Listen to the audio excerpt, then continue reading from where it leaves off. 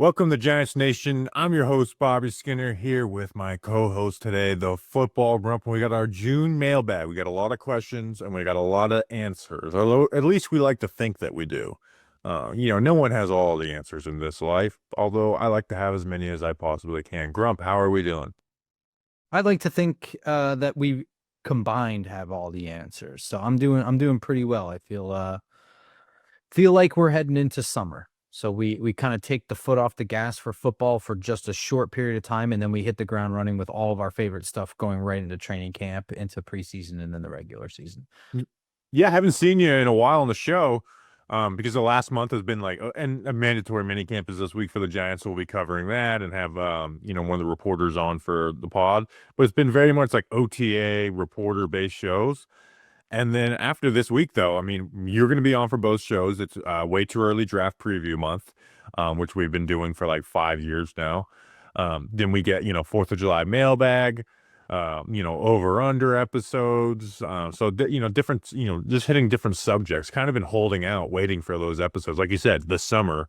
So excited about it, and I've been having a lot of fun doing Giants Nation this summer and everything that comes with it. So we're gonna get into this mailbag first. This episode is brought to you by some special people. We got just Jamie. No last name, just Jamie. That's how I know my brother, who everyone else calls him by James, but the immediate family calls him Jamie because we knew him when he was a little boy. We got Mikhail Oliver. Mikhail Williams is not brother. It's John Oliver's brother, actually. Henry Moyle.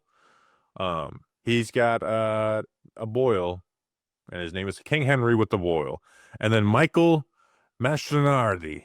Joe Girardi's son. That doesn't make any sense, but I don't know anybody with the last name Mastronardi to make that joke, but he's the master of all the Ardis. Grump, who are these special people?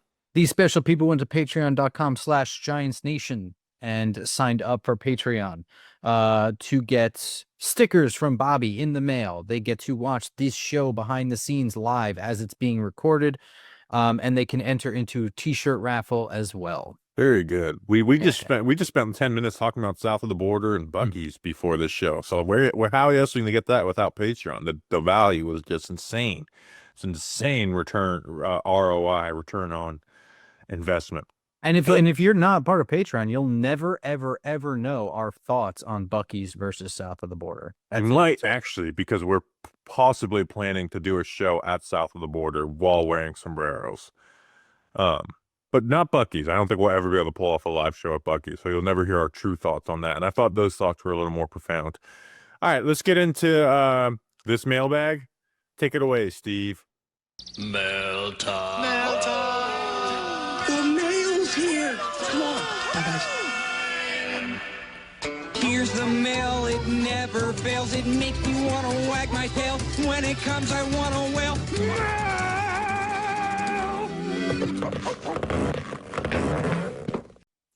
Thanks, Steve from Blues Clues. Grump, let's get into the mail. That first question comes from @JJDeekFreak72, who asked, can you give your top 15 Giants in order, looking for talent, not positional value? So I think we're going to knock this down to top 10. Right? Correct. Change it to top 10. So I don't remember who first asked this question in season, but it became like something that I talked about over and over again of like when we talk about roster building and all that. And I was like, all right, let's do the top 10 exercise. Let's look at other teams' top 10. Let's look at teams that are really good and teams that are middle of the pack or even bad, what their top 10s are. So obviously we have an entire offseason and free agency draft. Giants didn't lose anybody in free agency outside of Aziz and Jason Pinnock, so that doesn't really affect this list very much. So let's see what this top 10 list would be. Because I kind of like just became obsessed with this exercise in the season and a little bit after the season. So when I put together that Joe Shane video towards the end of the season, Grump, this was my top 10. Dexter Lawrence, Andrew Thomas, Malik Neighbors, Brian Burns, Bobby Okereke as your top 5. Kayvon Thibodeau, Darius Slayton, Jermaine Illuminor, Tyrone Tracy, and Wan'Dale Robinson wrapping up my top 10. I think there's a lot of people 7 through 14 might fluctuate quite a bit. But my whole process on that wasn't just to like, all right, let's see the top 10. How cool is that? It's like, how are these players acquired? And my big point was the only players that have been drafted by, Joe Shane, and there are, Malik Neighbors, and then Kayvon Thibodeau's number 2, and Tracy, and it's like, do you really feel good about that? So here's my updated top 10 list, Grump. Dexter Lawrence stays at number 1. And I thought about putting Malik Neighbors 2, but I decided to keep him at 3 and keep Andrew Thomas at 2 because I don't want injury to get in the way of this. And this is not about injury or availability or whatever. Like, I understand that that's more valuable than, being on the field is valuable. But Malik Neighbors, I want him to get to 2, and I think he will. I want to see him get better at the details before putting him above Andrew Thomas. And again, I expect him to surpass that, right? I think of, certain plays where it's like, man, you should have had that route broken off, and it ended up being a bad play because you didn't notice what the defense was doing and you were too lackadaisical getting to your route, or the procedural penalties that he, led the league in. So I left him at 3 until then. Brian Burns is number 4. I think most people have the same 1 through 4. And this is where the new additions make up 3 of the, of the next 4 for me. Paulson Adebo, I put it at number 5. I put Javon Holland at 6. I think you can make arguments for both those guys, but if you look at the last 2 years, I think Adebo's been a better player than Javon Holland. I put Bobby Okereke at 7. I know he's coming off of a bad season, but I'm still leaving him at 7. Abdul Carter at 8. And I'll talk about Abdul Carter in this, and I know rookies make this a little more complicated. And then Kayvon Thibodeau goes to number 9, and then Darius Slayton at 10 for me. So I think 1 through 4 for me are steady eddies. You know what you're getting out of all 4 of those guys when they're on the field. Like I said, Malik Neighbors needs to get better at the details, but I expect him to surpass Thomas. Carter, I think, should get into the top 5 mid-season or so. Like, that's kind of my expectation for Abdul Carter. And then number 5 through 10 outside of Carter are fluctuation guys. Like, they're all capable of Pro Bowl level stats outside of maybe Darius Slayton, but they're also capable of this fan base wanting them gone for a mid-round pick. So and then Illuminor, Tracy, and Wandale are the guys who got pushed out by me after this offseason. What's yours? Mine's really similar to yours. For starters, I didn't put a single rookie on here, so I'm just gonna level that out there. I have a hard time putting somebody who has no NFL experience in a top 15 for any team in any circumstance. Like, I mean, including like Andrew Luck coming out in the draft. Like, it's just such an unknown. Trevor Lawrence is one of the best college quarterbacks I had seen in their entire college career, and he's certifiably mid right now at best. So I went ahead and put nobody that was a rookie on this list. So my top 4 are going to be the same as yours. Dexter Lawrence is number 1. Andrew Thomas, I still have as number 2. Somebody who got good very quickly and stayed consistently good. It's really just been injuries for him. Malik Neighbors, I have as 3 also. Still plenty of things that he needs to continue getting better at, and I think that he will get better at those things, just like you said. But right now, I guess I don't need to see him, but I would like to see Malik Neighbors with some more consistent quarterback play and see exactly like what he looks like in that scenario. It makes it a lot easier. You could get to number 1 as good as Dexter. Actually, it's pretty tough to topple Dex, but go ahead. That would be pretty tough, but I do think he can get to number 2. I have Brian Burns as 4 also. Not a lot to talk about there. Number 5, I have Kayvon. And that I think people will probably think that is my thoughts on Kayvon and how much I like him, but I think that's really more of an indictment of this roster and how much I don't like it. But Kayvon for me is number 5. Number 6, I have Paulson Adebo. Number 7, I have Darius Slayton. Specifically just for the consistency that he's been, despite the inconsistencies all around him. I think that, this will be like a big year for him, is seeing him with like a veteran quarterback who can throw the ball deep pretty well. And then after that, I have Bobby Okereke and Javon Holland. And after that, it gets kind of weird where I'm not really sure what order to put them in, but guys like Jermaine Illuminor, John Runyon, Drew Phillips, Tyrone Tracy, Wandale Robinson, all those guys, to me, I think you can make a really good argument to stack them in a different order, but I think those guys are mostly outside of the top 10, right? Yeah, so everyone is going to have the same for first 4. I think the only difference is people will swap Thomas and Malik Neighbors. But so number 5, you had Kayvon, you said? All right, so give me your 6 through 10 real quick. It was Kayvon was 5. Number 6 was Adebo. 7 was Slayton. 8 Okereke. Not 9 Javon Holland. Oh, I guess, and then 10 is Jermaine Illuminor, I guess. Okay. Yeah, I think That was poor numbering on my part. Sorry about that. yeah, I think most people have like some combination of those guys. So here's why I put Abdul Carter in there. Because it's not, this is what he's gonna be. Because if it's what I want him to be, that's number 4 at minimum. I want him to be better than Brian Burns. But it's kind of like what I want him to be or what expectations could be, and then maybe like a little, slating in a little less than that. So like with Abdul Carter, I went since 2022, the top rookie edge rusher seasons for first round picks. There's 4 of them that I think would put him at number 5 clearly. You have Jared Verse last year with 6 sacks, 15 QB hits, 56 pressures, and 77 total, which that's an insane total. And then Chop Robinson also last year, 7 sacks, 7 hits, 42 pressures, 56 total. And then Aiden Hutchinson had 11 sacks, 5 QB hits, and 37 pressures, which is 53 total. And then Will Anderson Jr., 7 sacks, 14 QB hits, and 38 pressure, 51 total. So that's kind of my expectation for Abdul Carter as a rookie. And those are essentially like Brian Burns seasons outside of like his best year in 2022 and his rookie year, which was his worst year. So it's, again, not a double-digit sack season, even though Aiden Hutchinson was in there. But you're getting at the QB minimum 3 times per game. That being your average. Obviously, there'll be a game where he has 1 QB hit and 1 pressure or just 2 pressures. But there also should be games where he has a sack, 2 QB hits, and 3 pressures. Like minimum 3 per game. And I think if he's doing that, I think he's the 5th best player. And I put him at 8. Right, so kind of put him at like what my expectations are for him, and then slid him down a little bit behind Adebo, Holland, and Okereke, who I want him to be better than immediately as what I thought was the best player in the draft.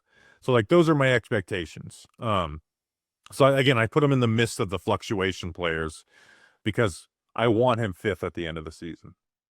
Yeah, and I think that Abdul Carter is going to have an immediate impact, and I think that by before midseason we'll be slotting him in this top 10 for sure. But I mean, anything can happen with a rookie. You know what I mean? He's especially strange because I think the way they're going to move him around, he will be really, really impactful while perhaps not really having a position. You know what I mean?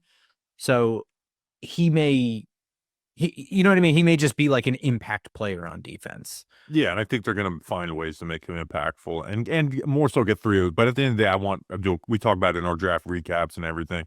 I want him moving forward. And he's an edge defender, right? Again, 3rd down, put him in the A gap. But at the end of the day, he's an edge defender. He is not a stack linebacker. We did not draft him to play stack linebacker or be a QB spy. Those are some things he can do and bits and pieces, but that's not what the Giants drafted Abdul Carter for.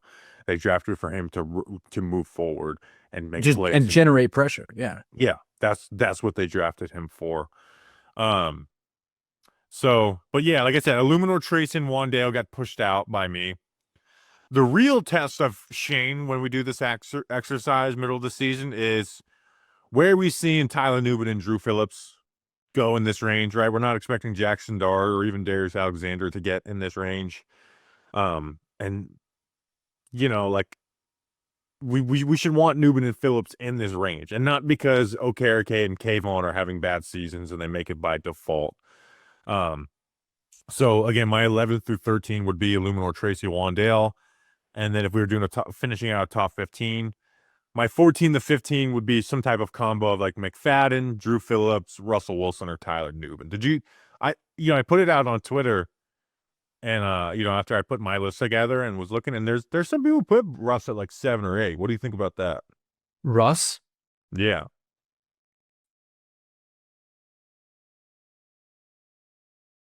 I don't agree with that. I don't agree about that. And yeah, it's not a positional value thing. He is somebody that could be maximized possibly, for the right scheme and whatever. But I also don't think that like Dable's offense is really something that's going to maximize what Russ does the best to like put him in that category. You know what I mean? I don't think so. Well, it's just Russ at this point is not what That's he what I mean. was. Even I think Dable's offense fits Russ fairly well. We'll see how they gel together. But like where Dable's like, he is a little more like, let's take the shot. Let's take the shot. Let's go for Yeah, that the kill. shots for sure, but the quick stuff, I don't know how well Russ is going to do with the quick stuff. And that's the thing with Russell Wilson at this point is how does he mesh with that coach? And because that's not going to go very well. It's not going to go great. So how do we deal with it when it's not going great? Okay. Yeah. That's going to be the test of Brian Dable, I think, early on in the season. And obviously Mike Kafka's going to be calling the plays, but it's going to be Brian Dable's vision for the offense is if the quick game's not going the way you want, we know Brian Dable has no issue showing you how pissed off he is at you about, it not going the way that he wants. If you miss Wan'Dale Robinson on a choice route to run around in the backfield and throw a ball up that ends up incomplete. Missed his halftime report with the reporter in that Buffalo game when Tyrod Taylor chose to try and run at the end of the half and throw. I actually just watched that first half this morning because that Darren Waller clip on Instagram being like, I knew I was retiring in the Bills game after I was like the lead blocker on counter. And I was like, let me go look and see if he was like getting smacked on these plays. He was actually pretty good on those plays. They have 3 carries for 15 yards, which, for 23's run game, that was amazing. Where Saquon averaged 3.9 yards per carry on that offense. I was like, that's what it was? Like the moon on Sunday night? If that was just I haven't processed that quote enough to really vocalize my opinion on it, but it's not good. Yeah. Can you believe that this time last year we all knew Darren Waller's retiring, but we didn't officially know that Waller was retiring. But he knew in like October the year before. Well, he knew it. It's very weird how that went down. It's like everyone kind of knew in March that he was retiring, but it wasn't until June when he announced it. I don't know. And maybe he needed that record deal first.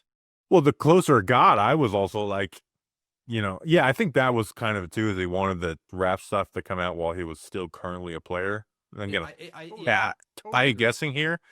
But also, as it got closer and closer, I was like, the closer and closer you get to throwing away like millions of dollars, the harder it's going to get. But he did it.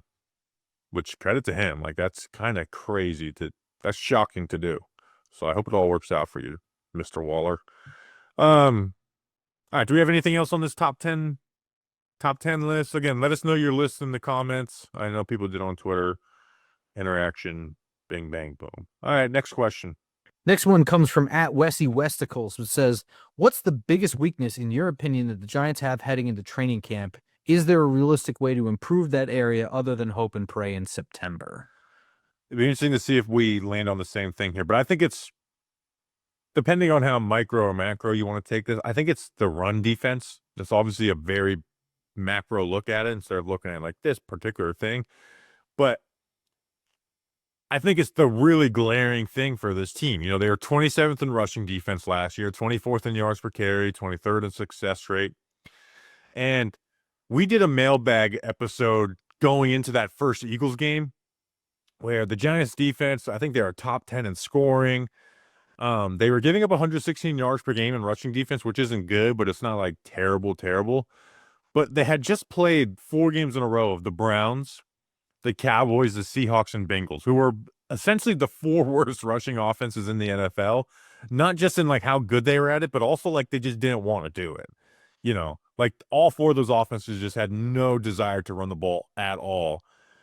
And then I was like, I'm a little worried about this defense that they're being a little overinflated because they haven't faced any team that wants to run the ball and is good at it. Well, then after that, they gave up 157 yards per game in the final 10 games of the year, which, is terrible. And the additions on defense, they don't really make you a better run defense. Although we do talk about how they have made some serious upgrades. When you look at Adebo Holland and Abdul Carter, isn't necessarily like this big upgrade to a position, but he's just a weapon. But like when you look at it, Javon Holland is not some tone-setting run defender. He's a good run defending safety, but he's going to play from deep mostly. He's not the one that's changing your run defense. It's not putting Jabril Peppers out there to help your run defense. Adebo, taking off Flott, I guess that's an upgrade, but Adebo's a disadvantage in run defense. He's coming off of a broken leg too. And then you look at your guys up front. Like, I don't believe the additions of Roy Robertson Harris, Jeremiah Ledbetter, and Darius Alexander shore up the interior much. I think Alexander will be a negative year one. And I just don't like both those guys coming over from the Jags. And then Abdul Carter can cause havoc as a run defender. But, there is still that worry we've talked about, ad nauseum in draft previews and draft recaps about he's a lighter guy and double teams will move him. And there's going to be one-on-one blocks that move him, even though he's going to be a menace in the run game at times too. So, like, what can you point to say this is how the run defense is going to get better? And we're going to go through like the ways to fix part of this in a second. But like, what can you confidently say, this run defense is going to be much improved? Well, I mean, there isn't too much, but I do think that just in general, the amount of bodies that they've thrown at the defensive line and the amount of fresh legs is at least something. I think that it helps, but I think that the run defense is certainly an area of concern. It's not what I picked, thankfully, because then we can talk about two different things. But yeah, everything you said is correct. They really haven't done a whole lot to address specifically the run defense, but they have thrown a ton of bodies at the front seven, and then they've done some upgrades to the back end with Javon Holland and Paulson Adebo. Do you want me to get into what I had? Yeah. Did you have it? Yeah. I mean, this is going to sound like a lame ass answer, but it's a little bit more broad outside of 2025, and it's the offensive line. I was like,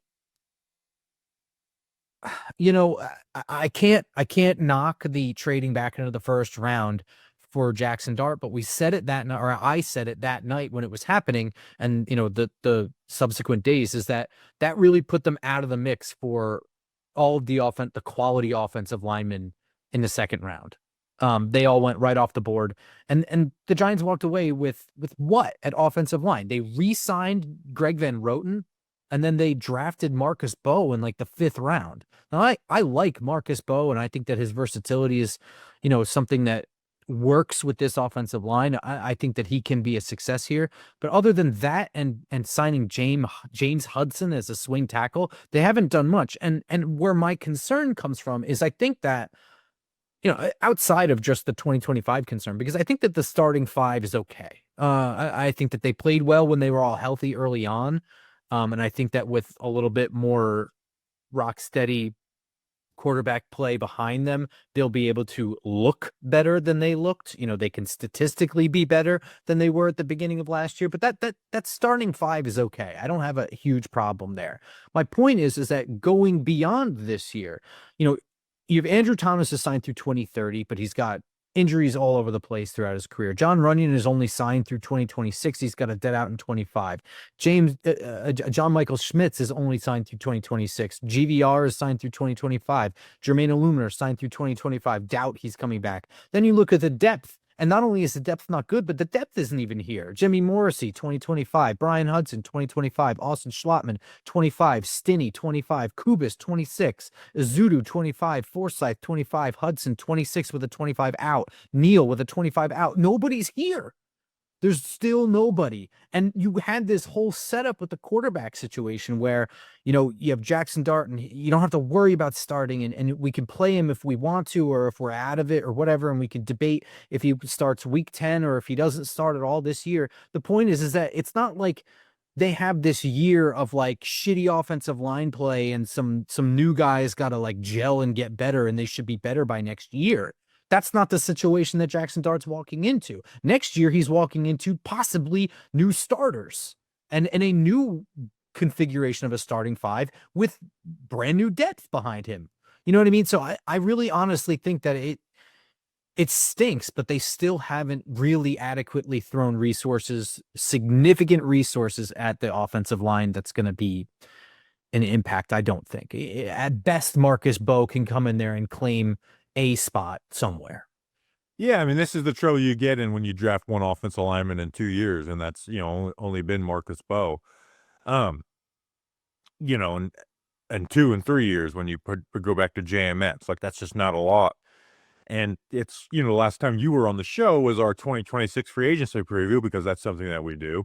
And we spent the longest we had ever spent on one thing, and that was the offensive line. We spent, 25 minutes of an hour-long show on the offensive line. And, a little spoiler for next week, the Way Too Early draft preview, we're forcing ourselves to not do that whole episode on offensive line, just because we don't want to do an entire episode on next year's offensive line class. But that's going to be a dominating theme there. And I will say the offensive line last year was much improved than what it had been in a while. Probably the best it had been since, I don't know, maybe 2019. And when Thomas was healthy, it was better than what it was in 2019. But Thomas is really what's holding them together.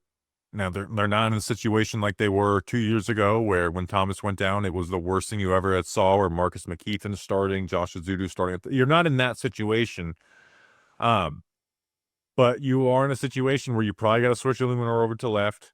Your run blocking group is not very good, especially on the interior. So it limits what you can do as a run offense, and especially with the offensive coach like Brian Dable, who doesn't have an identity as a run offense. So it is a worry. It's kind of been glossed over because it is in a better situation than it's been in a long time, but it is still a worry and even without Thomas. With Thomas, it's not like we're talking about, a top 10 unit. They're going to be able to pass block fairly well because they're very smart on the interior, and you have Thomas and Illuminor, but they struggled as a run game with Thomas in there as well. So that's where those worries come from. But I kind of get from like your answer and my own opinion. I think next offseason, that's a big conversation, because like you said, guys aren't signed to be here. Starters and depth, and you don't have the young guys that are built in to replace them. It's essentially Marcus Bowe, and then hopefully JMS improves to a player that we're like building with, even though we're not building around JMS, but he's a guy that possibly you can build with. Or possibly Jake Kubas surprises us. I don't have much hope for Neil. No. And again, as I've gotten more and more away from the end of the draft, I am getting a little more excited to see Evan Neal in preseason and everything at guard. But I'm not putting, like you said, I'm not putting any hopes in there. But so let's see. I'm actually looking at May notes, because you talked about like the trading up, and I look back at pick 34. So that was a solo mailbag grump, dude. And obviously we were there live in the moment, but man, pick 34, if we had it, kind of went as badly as possible, where it's like we had like a clump of like 8-9 guys that were like, one of those guys can fall there, and none of them did. Josh Connerly, Josh Simmons, Gray Zabel, Donovan Jackson, the O-line all went.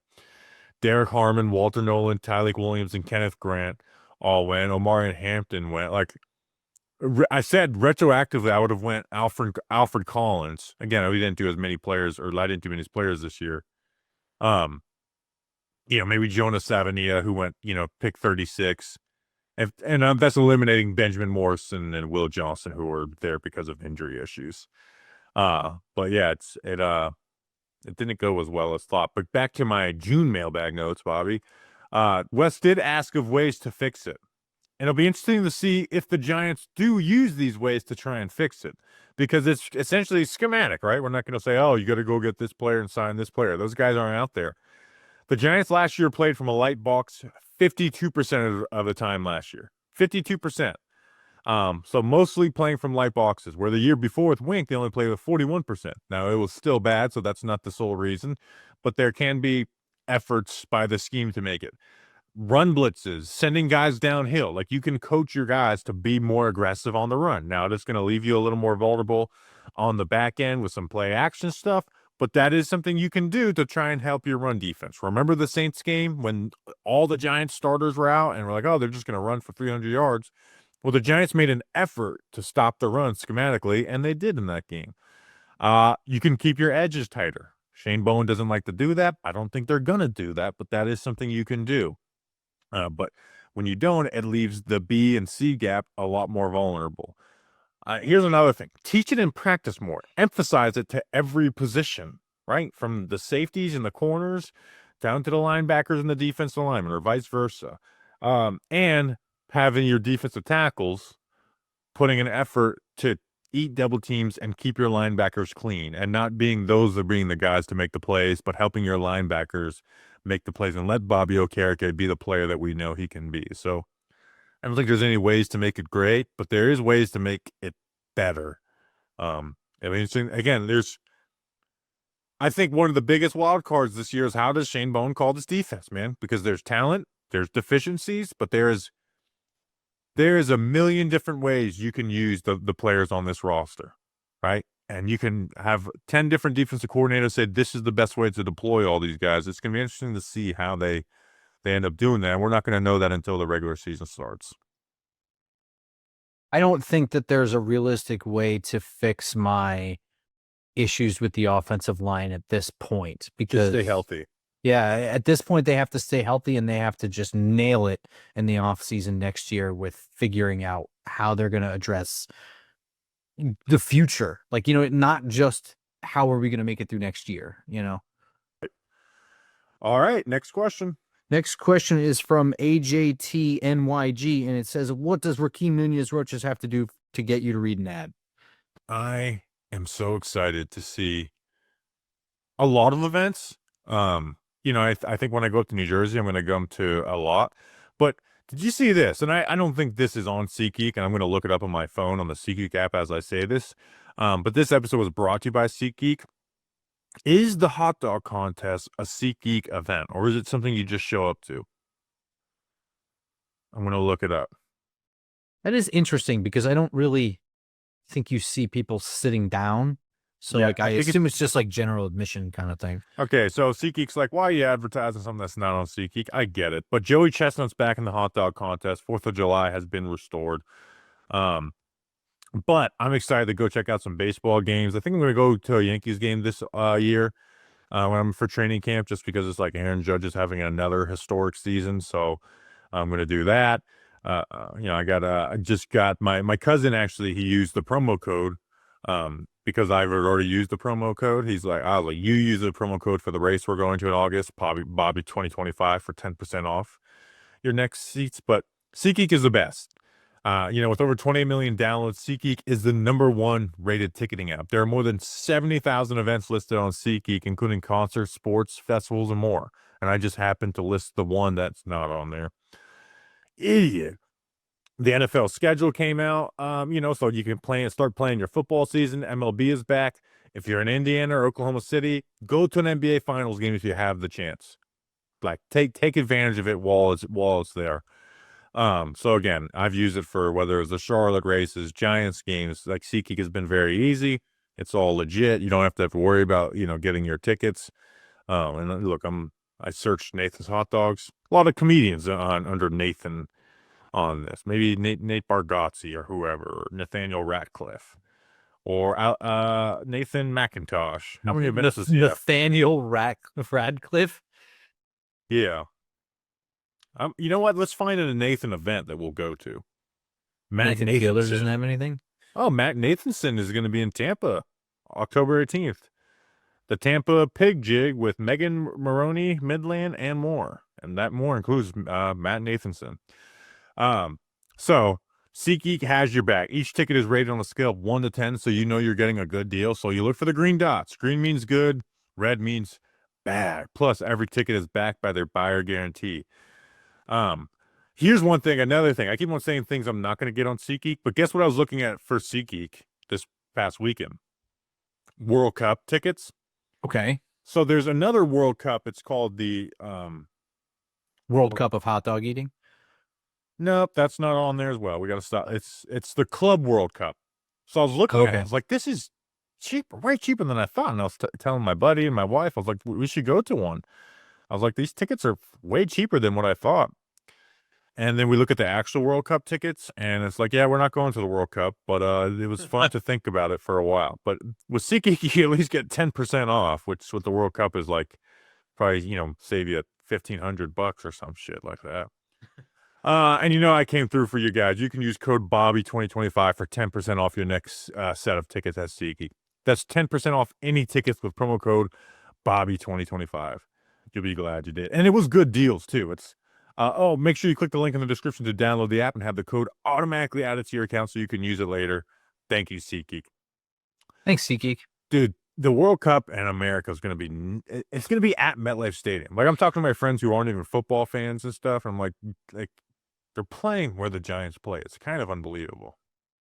It's really weird because I've been around to a number of different stadiums. I'm not going to sit here and tell you I've been to 31 other places because it's not true. But it's not really like a logistical spot. And I believe when they had the Super Bowl here in like 2012, that was actually like the logistics of getting people to the middle of a swamp to go to the game was actually like a huge pain in the ass. And there were problems all over the place. I think also that partly had to do with the fact that it snowed like a couple days before, or like a day before or something like that. But obviously that's not going to affect the World Cup. But it isn't really like the easiest stadium for people to get to. We'll see. But you can get to club play. I'm looking at it right now in SeatGeek for MetLife $1,300, which I know is a lot, but like for a World Cup, that's not bad. No. But again, we don't even know who are in these groups or anything at this point. The finals matchup, I'm going to see how close you can get. What is the cheapest ticket for the World Cup final match on July 19th in East Rutherford, New Jersey? I couldn't possibly be more clueless about a sport than soccer. But you know how big of a deal the World Cup is. I know how big of a deal it is, but I don't even know. What is it, like $9,000 or something? $14,592 for the cheapest ticket. That's insane to me. That's insane to me. But, whatever. Hey, the cheapest ticket is a VIP package, though. So get it. That might be because it's not like fully available yet. You know what I mean? But I don't feel like it's going to get cheaper. Maybe it does. I don't know. All right, we'll see. Keep scrolling SeatGeek. Next question. Thanks, Nacho. We spent a lot of time on SeatGeek. Sorry about that. Yeah, we did. Next question. A mailbag question. Comes from @NYG Tim, and it's, who's the one free agent that's still out there you'd like to see the Giants bring in?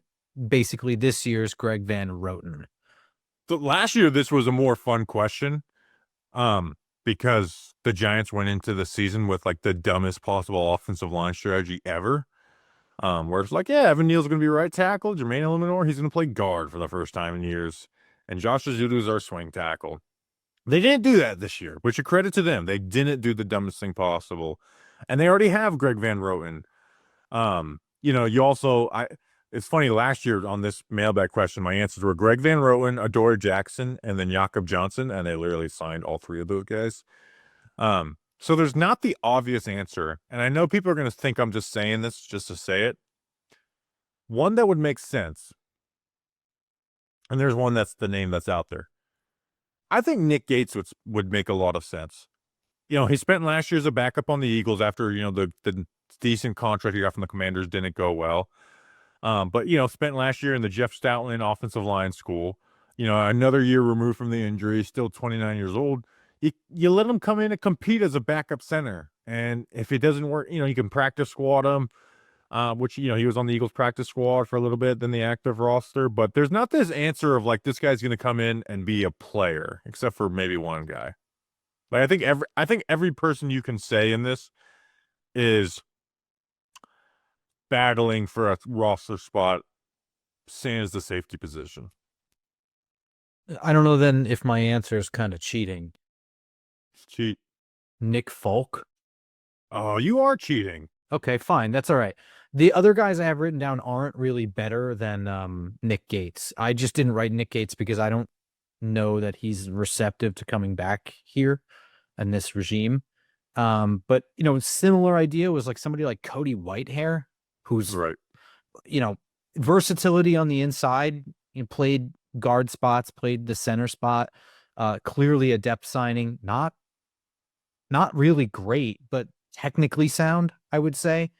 Or like DJ Chark as like a wide receiver, 6'3" wide receiver that can kind of pop in on the outside and provide some serious depth. That's not somebody like Jalen Hyatt. the most likely answer is Gabe Davis, though. And now it all depends on where he is injury-wise, but That's true. Yeah. it's like because you can see him, again, if he's the same player he was pre-injury, he is wide receiver 4 on this team. He's battling with Jalen Hyatt for wide receiver 4. Yeah. And guess what? If Gabe Davis wins that, then we don't need to be worrying about Jalen Hyatt because he couldn't beat out Gabe Davis for wide receiver 4. That's Like that's your answer on Jalen Hyatt. That's your way of moving on is, we have Gabe Davis. And that would sort of be like kind of what I think they're doing with Cordell Flott right now, where it seems like they're giving him some starter reps opposite of Debo and OTAs. I don't think for any reason other than to push Banks, right? I hope that's the reason why, because I think Banks does need to be pushed a little more than maybe people think. I remember conversations we had at the Senior Bowl with some people about how, Banks isn't really bought into this defensive, coaching staff or whatever. But at the same time, I mean, the effort displays were for everyone to see. That's what I'm saying is I as much as like if Banks isn't the corner 2, I'm like panicked. I do like the fact that they're trying to make him earn it, or at least hopefully that's what that deal is with that. But there's not this great answer for this year because credit to the Giants, they've done a better job not having glaring holes.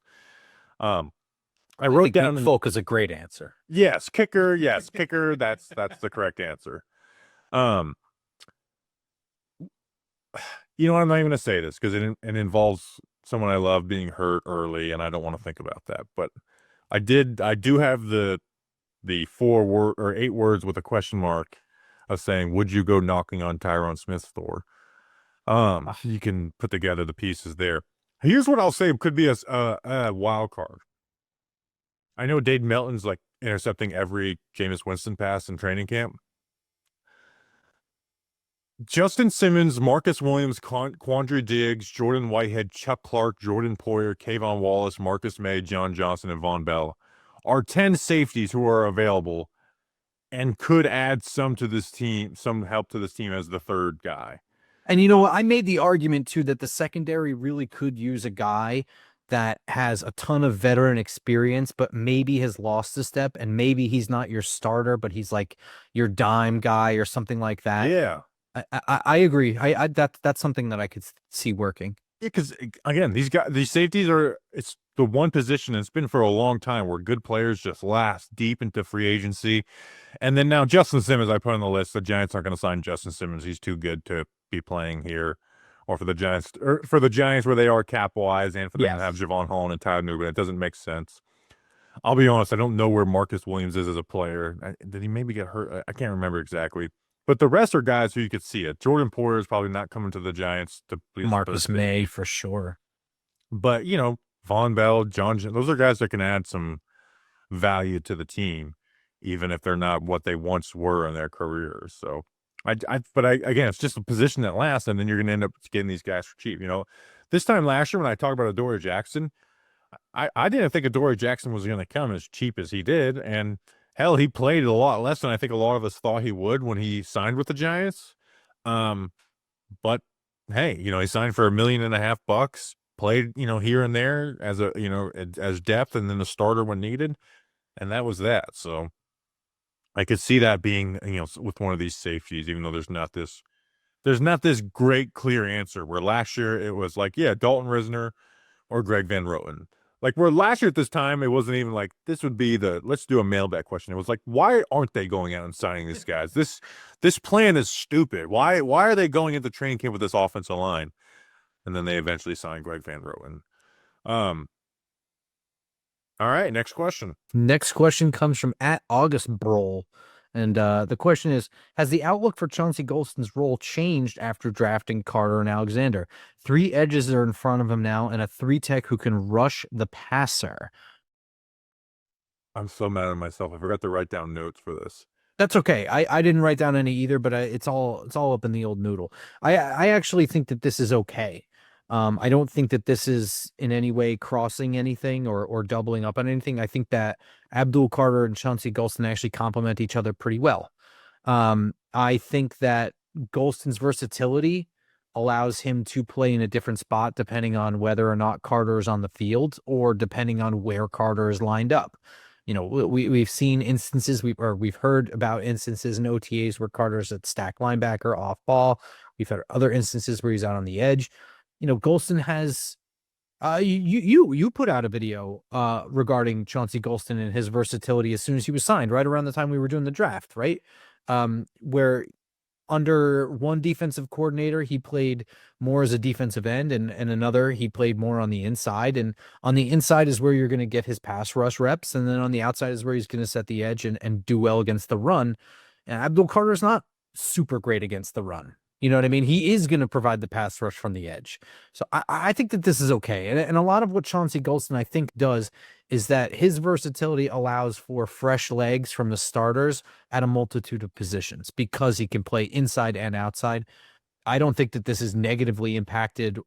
I mean, maybe for his sake, if he's got some sort of performance escalator in his contract, it'll negatively impact him and prevent him from reaching some statistical milestone. But I think that this is what you would consider good roster building, in my opinion. Yeah, they signed him for a 3-year, $18 million deal. Now, he is an outside linebacker, right? That's the position group he works with. That's the position he played last year when the Giants signed him.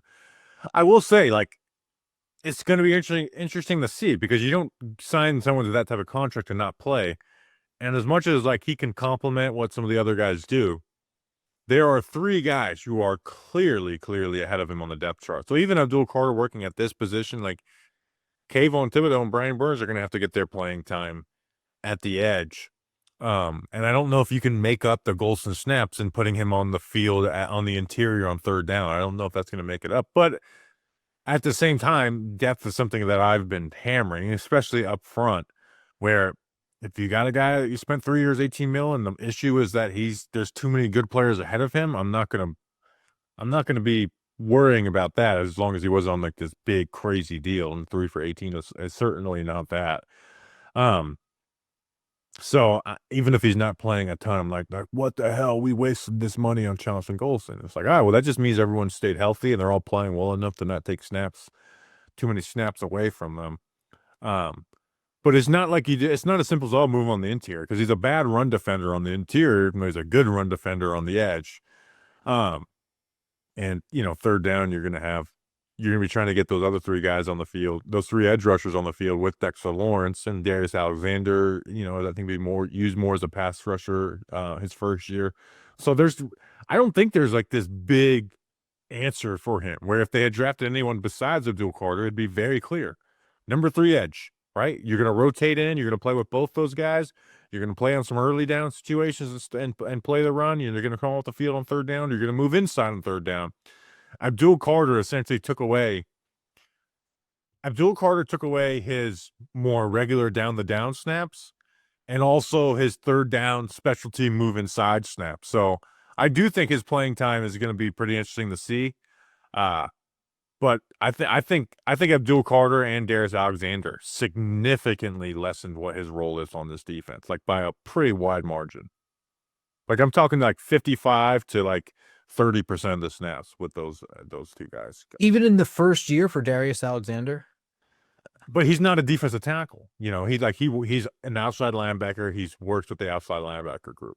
Yeah, but I mean, so in my mind, you know, if you have your third down situation and let's say you're deep enough in the opponent's territory where you're not super worried about getting Brian Burns or Kayvon Thibodeau, maybe take Kayvon Thibodeau off the field, and you wouldn't put Golston on the inside, have Burns, Dex, Golston, Carter. Yeah, but then you're taking Kayvon off the field. You are taking Kayvon, but I mean, again, that's fresh legs, and you're not really worried about them like scoring a touchdown or anything. At worst, they convert into. Yeah, but I'm saying that's a limited role where before Yes. Carter, and this isn't so much about Alexander, it's more so about Carter.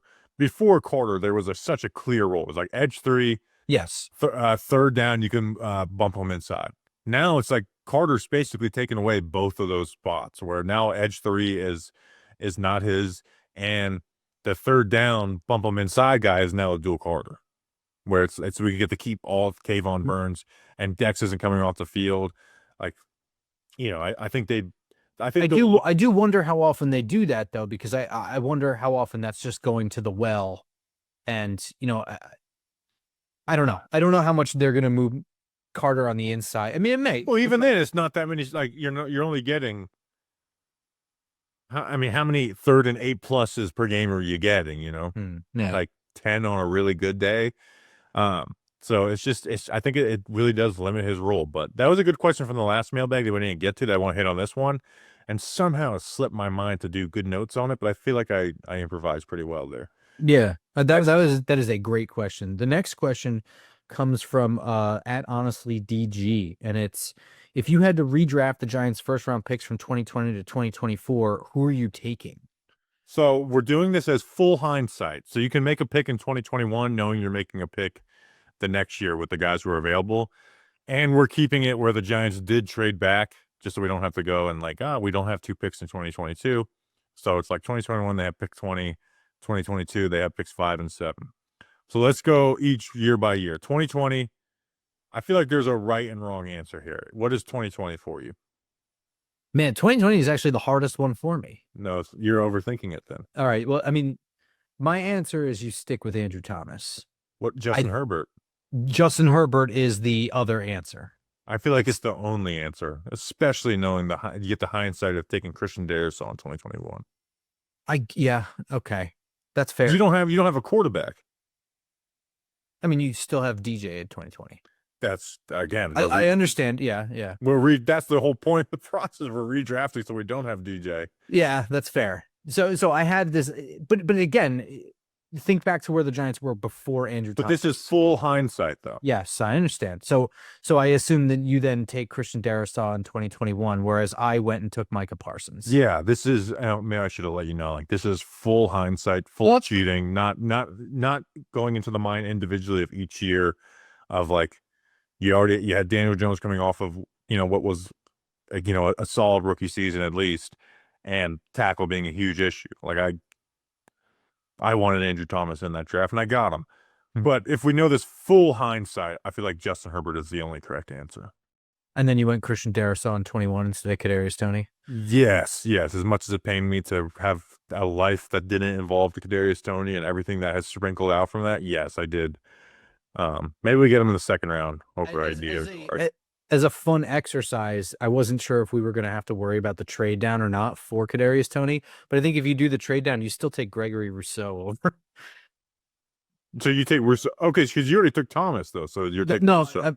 I mean, if we had to do the trade down in 2021, but we don't, so I'm taking Micah Parsons instead. No, you know what I'm saying? So I'm saying we did do the trade down. Oh. I put in the notes also, maybe I said also we still trade down in 2020. Then I would take Greg Rousseau to play defense end. So you have Andrew Thomas and Greg Rousseau. I have Justin Herbert and Christian Darrisaw. 2022. This is the fun one, right? Yeah, because you have picks 5 and pick 7. And I think there's one player we'll both have, and there's a lot of answers for the other one. So probably. What do you got? So pick 5, I went the guy who was the easiest pick for me. That's Garrett Wilson. Garrett Wilson. Easy. 2022. I'm going to go, and this is a little surprise, Tyler Smith. I'm going to get an all-pro guard. I'm going to take that over Kyle Hamilton or Charles Cross, who's like a middle-of-the-road left tackle. I'm going to take an all-pro guard and Tyler Smith to go with Christian Darrisaw.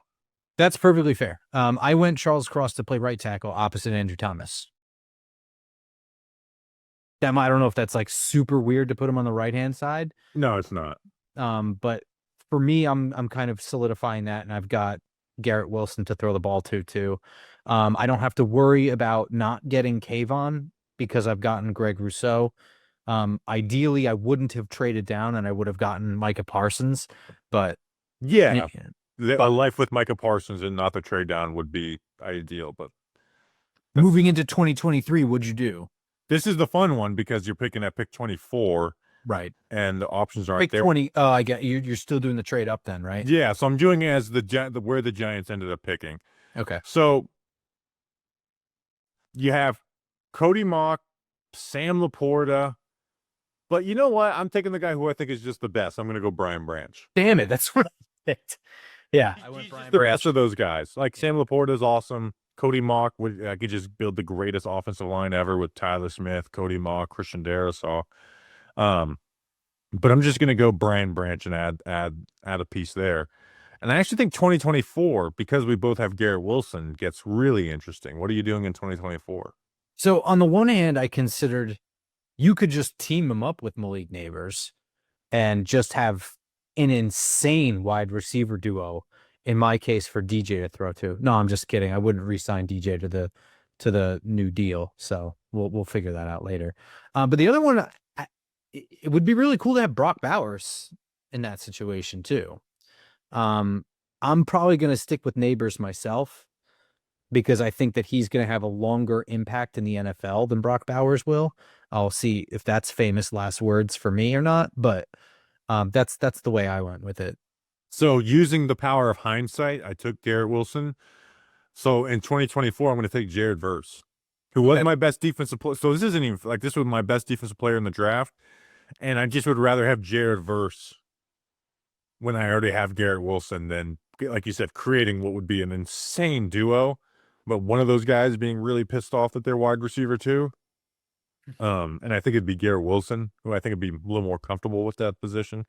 And I'm just going to get Jared Verse. So I have Justin Herbert, Christian Darrisaw, Garrett Wilson, Tyler Smith, Brian Branch, and Jared Verse. The more I look back at it, I'm like, maybe I should just go Cody Mock and just have the greatest offensive line ever. But I'm going to stick with Brian Branch. There's a lot of interest. When I was started doing this, I was like, oh yeah, this. And then like, you look at their other offseason moves are obviously correlated to this. So like, if you did that, like I don't know, are you getting Brian Burns if you draft Jared Verse?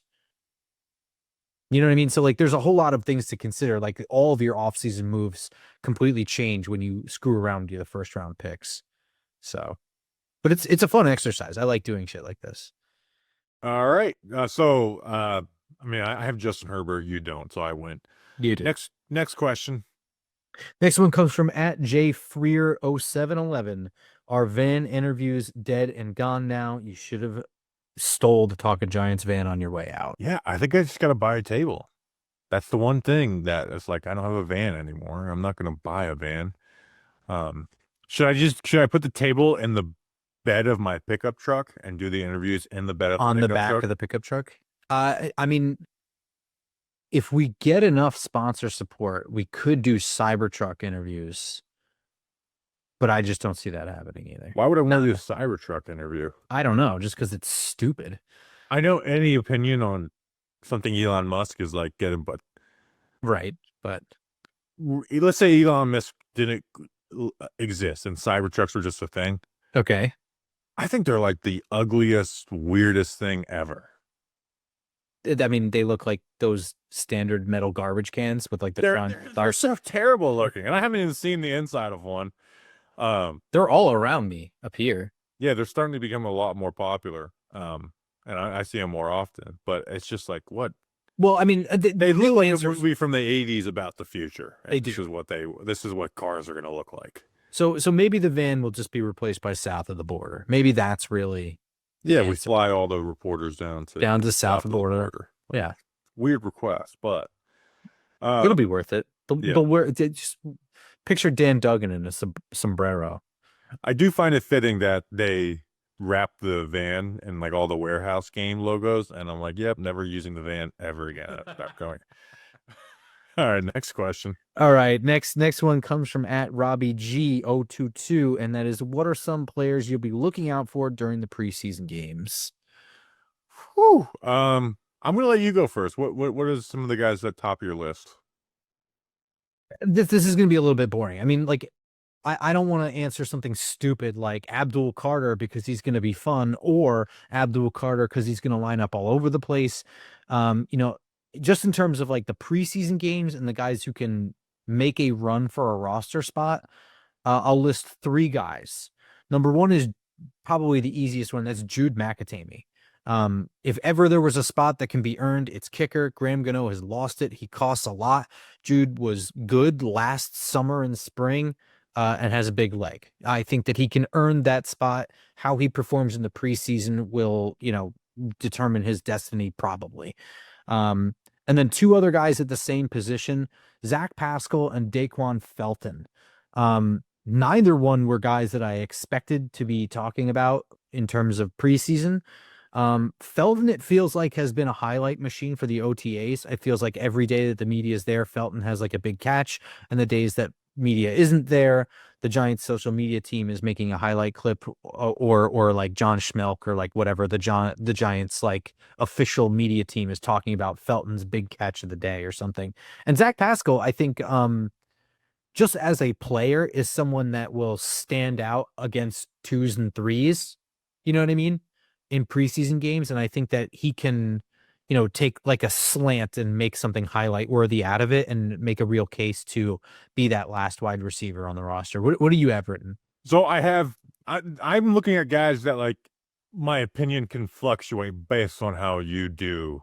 So like it's the trio of Juice Wells, Daquan Felton, Bo Collins, right? We talk about our offensive UDFA. Whichever one of those does best in preseason, that's the guy I want. I'm not going with like, obviously Jackson Dartle's the guy I'm watching the most in preseason. I'm going to watch all throws 20 times. Blah, blah, blah. Like running backs don't matter in preseason. Every year is Eric Gray. This is his year. And then guess what? It's not. I'll never forget Darrell Scott getting like 102-yard preseason touchdown. If you're a running back and you have a bad preseason, you are trash. Evan Neal is actually the best answer. That is a good answer. We're seeing him at guard against NFL players for the first time. Like, I'm locked into Neal. Marcus Bowe a little bit. And so another one would be Trey Hawkins. Year 3. This was what it was always about for Trey Hawkins, was year 3. What are you? Are you a good backup, or are you just someone who had all this talent that we got excited about in the 6th round, had a good training camp, and then never turned into anything?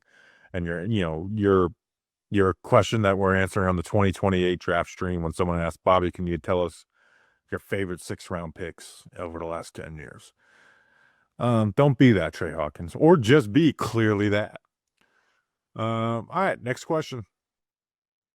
All right, last question comes from some royalty. It's at royalty at Vanilla Gorilla 89, and it's several questions. Are you ready for joint practice fights? What kicker would Grump like us to poach from the UFL, and can you rock it like rocket fuel? You rock it like, this is a question for you, Grump. What kicker are we getting from the UFL? There are 2 very good kickers from the UFL. There are several good players that should make it, but I'm not going to turn this into a UFL broadcast. So the 2 kickers that were the best were Rodrigo Blankenship, respect the specs, from St. Louis Battlehawks. He went 21 of 22 total, went 5 of 6 from 50 plus. The other one is Harrison Mevis from the Birmingham Stallions, went 21 of 23 total and went 6 of 8 from 50 plus. Those are NFL numbers to me. Say their names again. Rodrigo Blankenship, Okay, and Harrison Mevis. So Rodrigo is the popular name. He played in the NFL with the goggles from Georgia. Harrison Mevis, that's the one that excites me because I don't know who that is. He's an SEC kicker. He was at Missouri. Okay, I thought I was having the offseason of kicker takes, and you came in this episode and just were like, "No, I'm not one-upping you. I'm like free-upping you." All right, that's an episode. This one was a kicker question directed at me. So I know, but when you did the free agent one, I was like, that is cheating because that's actually the right answer. All right, that's an episode. We'll be back on, I think, Thursday. I believe. I'm not even going to say because I've had so many people cancel on me lately. I'm not going to say, but some mini camp roundup before we head into the 6-week break until training camp. So Grump, thank you for being on. We'll see you next week on the way to early draft week. We'll see you then. Until then, let's go Big Blue.